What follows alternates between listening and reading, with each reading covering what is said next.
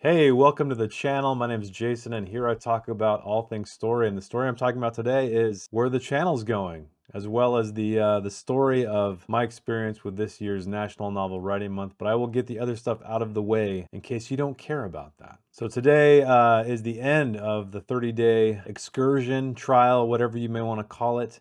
Writing exercise, pulling your hair out session while you're trying to create a story. Also, the end of this the sweet mustache I have, unfortunately. Or fortunately. And so that means for this channel, back to regularly scheduled programming. So my book reviews will be back. I'm going to be doing some movie reviews. Of course, my Worth 1000 Words, but I will be streaming a little bit Saturdays, Sundays, maybe one day, maybe both days, maybe no days, depending on the week. So those of you who have unsubscribed, you're not going to see this, but hopefully you'll find the channel again. Those of you who did stay subscribed, who don't care at all about NaNoWriMo, thank you for sticking around because we're getting back to normal. All right, that said, let's talk about NaNoWriMo. Let's talk about what I thought, how I felt, what my approach was. So I think I should start with taking the bag off the microphone. Maybe that'll help it sound better. Sorry about that. This is a little bit of an impromptu video. Anyway, that is done. So what I did, good friend of mine, my best friend, I guess you could say, he has been getting into music and he composed 3 albums. He's working on his 4th right now. The first 3 are called Prototype, Night Drive, and then Strolling Through the Universe. And what I decided to do is if you watch this channel, you know that I'm very inspired by music. I listen to music always when I write. I feel like I need a soundtrack of some kind. I need somewhere to just get in the right headspace for writing, and it's just what I do. And so what I did, I decided, I was chatting with him about how music influences writing or how writing influences music. And I thought, what if I take his 3 albums and create a story out of them? And the idea is to take all 3 albums. At first I was going to write 3 separate novels, but I decided to make the chapters the actual track titles and track numbers, which conveniently came to 25 if you count the B-side on Night Drive called Rhythm of the Road, which conveniently makes 50,000 words if I wrote 2,000 word chapters, which I did. I went over most of the time, but I was thereabouts, so I got to end a little bit early. And these 3 albums all have their own theme, as albums tend to, and I thought it would be an interesting challenge to myself. I always like challenging myself when I write to somehow combine these. And so rather than doing 3 novels, I ended up doing 3 parts of a novel, each album being a distinct part. And then also another thing I came up with at the end was to add a little bit more content if I need it, which I've started writing the prologue, and I've never really written a prologue before. So this is an interesting exercise, but in keeping the musical theme, I'm calling it an overture, and then having interludes in between the parts, and finally a coda for the end. And I have a long road to go, but I think I'll get to the end. I hope I get till the end because I love the story. So, or where the story might go, I should say. So moving on, I wanted to do something kind of noir, something that might have some sci-fi undertones, and I think I definitely achieved that to a degree. I had no outline. First of all, let's talk about that. I meant to do an outline. I definitely did. I just didn't do one. And then the day came and I had to start writing, and so I started writing. I'd say that the one thing that I did have for like some kind of scaffolding were the album names, the track titles. That was giving me some kind of information. And what's interesting there is that you have titles like Robot Sleepwalk, or you have titles like Unknown, or Decelerate, or Throttle. They're all very indicative of what album they come from. And so it created an interesting challenge in that regard to try to piece them all together. And I started off with just one POV, and then I decided to switch POVs per part, each part encapsulating 3 characters. There's some overlap there, and it turned out to be a very, very weird ride. And so those of you who outline all of the time, which I would consider myself that, I think I'm somewhere in the middle. I tend to like to have a very basic outline before I dive into the prose.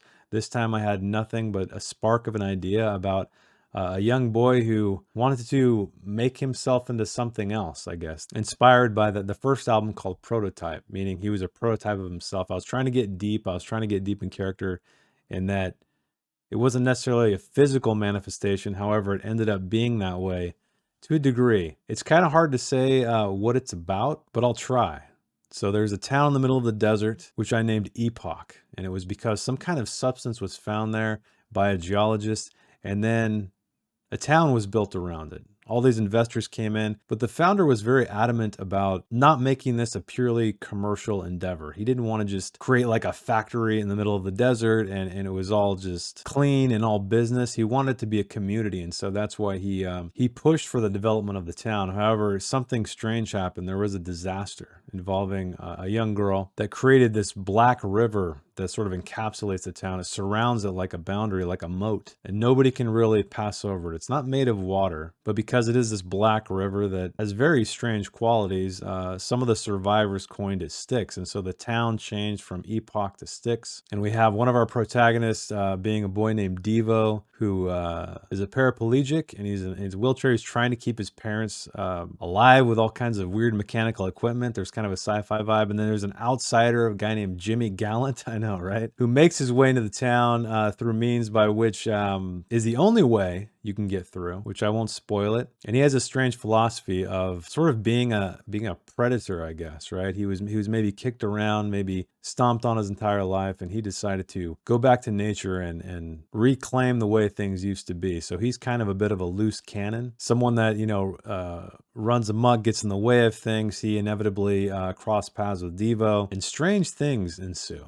There's also a girl named Scarlet. She is sort of the impetus of the entire story. However, her tale does not begin until the third part. Could change. It's very, very rough right now. But as I said, she triggers this event and it essentially decimates the town, right? There's very few people. It turns it into almost this post-apocalyptic wasteland. However, it's not completely decimated in that regard. So I'm still working out. I have all the character motivations. I know what they're trying to do. Tying them together is the challenge I'm having right now. And that's for draft 2, which I'm very excited to get to. So what is the moral of the story? Well, if you don't outline, you come up with some crazy shit. I'll tell you that right now. So last NaNoWriMo, this is the second consecutive NaNoWriMo I've done. I did one way back with my book, The Field. That was the product of that. So it's free if you'd like to check it out. And I found that with the outline version last year, I have a more cohesive story, clearly. I have something that is going to be easier to go back to and fix, but I also don't have anything quite as strange and out there as I do with this one. So I don't know, that could be a combination of the approach being I was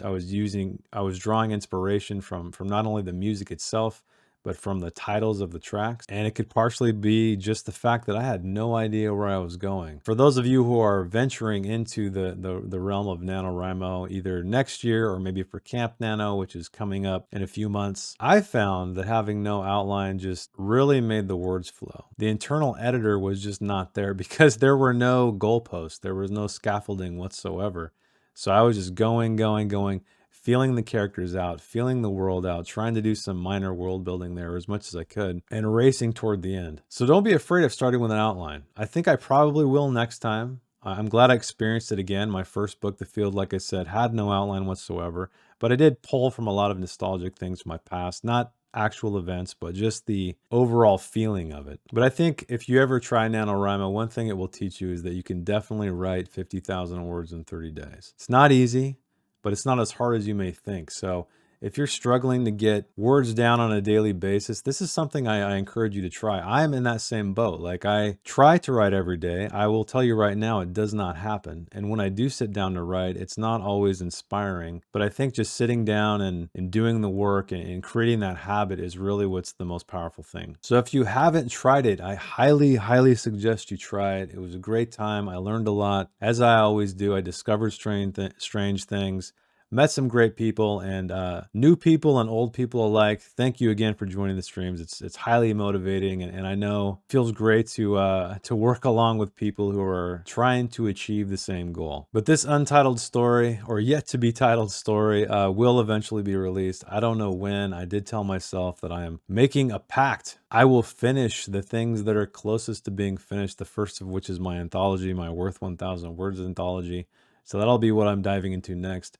After that will probably be book 2 to this thing that's about to come out. a song for the end of the world. So keep an eye out for that. And then maybe we'll be moving into my draft ones or zero drafts that I have from my last 2 NaNoWriMos and some other past work. And again, thank you for the patience. I'm sure seeing my notifications go off every day on YouTube was quite annoying. So that will not happen any longer. Keep an eye out for some more book reviews, movie reviews. I got another quitting video. I quit another book, surprise, surprise. So you'll hear me rant about that. And thanks for watching, and I will see you in the next one. Bye.